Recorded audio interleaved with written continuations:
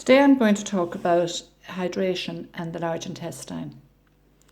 And I'm taking my research again from Dr. Batmangali, and his research goes back to 1983 when he presented an article for the medical journal. And we want to talk today about colitis, preventing colitis. He explains that the first symptoms of colitis can be when a person presents with pain in the lower left-hand part of the abdomen.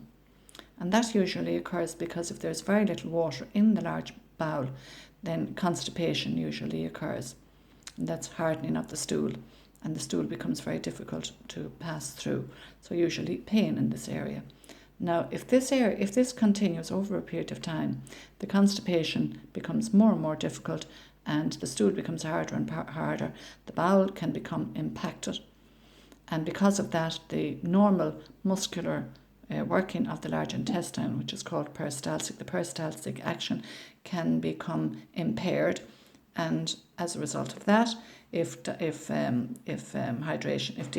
continues, then what will happen is the lining of the bowel becomes inflamed, and if the lining of the bowel becomes inflamed, then you can have a breakdown of the bowel wall, and if that happens, you can have ulceration and colitis, and ulcerative colitis, and then what happens then? There's surgery, and that sections of the bowel might need to be removed. So in order to prevent that, we take notice of any sign, pains or aches. First thing we do is we address any constipation or any dietary problems that we might have. So drinking plenty of water and keeping the bowel clean and the working of the bowel is very important. So to do that, what we need to do is we need to, number one, hydrate the body. And it's a good thing to do is to drink a pint of water an hour before a meal.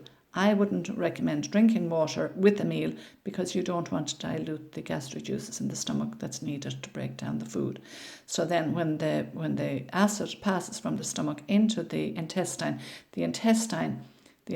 must be in an alkaline state, the small intestine. So to drink water, a pint of water maybe before a meal is a good thing, because what it does is it helps to alkalize the intestine and prepare it for the passage of food. So eating healthy food, good clean food is very important. And again, having a bowel motion every day is terribly important. An awful lot of people leave a bowel motion maybe a week, or sometimes people go longer, which is not right. And again, eliminating any toxins from the diet, any preservatives or colours or all of that sort of thing. Exercise can be a good thing as well to help have a bowel motion, and also good fibre. Now, the thing about it is that an awful lot of people, if they feel that they have pain or they have a bit of constipation, what they can do is they can get an over-the-counter laxative, or they can go and get some sort of roughage from a cereal. Now, these things can do very little they do nothing to enhance the problem. In fact, they can impair it and lead to more problems, because all they're doing is just forcing the lower part of the bowel to empty, but they're not doing anything for the general well-being of the rest of the bowel. So a good fibre is terribly important. And what a good fibre will do is, with hydration, hydrate the body and eating food, and what it'll do is it'll loosen any impaction or anything that has dried along the wall of the intestine and wash it out. It'll be wash it out, clean it out, so that the bowel is left in a nice, healthy state. And then you can continue then to look after your bowel then after that.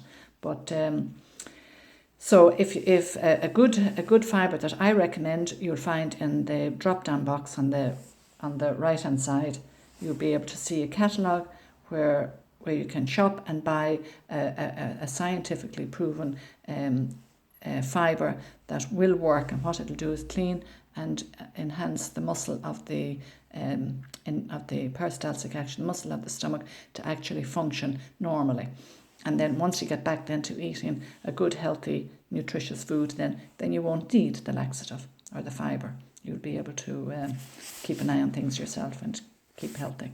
So when you go to the drop-down box, you'll find the fibre that I recommend on page 54. Just go through the go through the electronic catalogue, and you'll find that. So I hope this helps.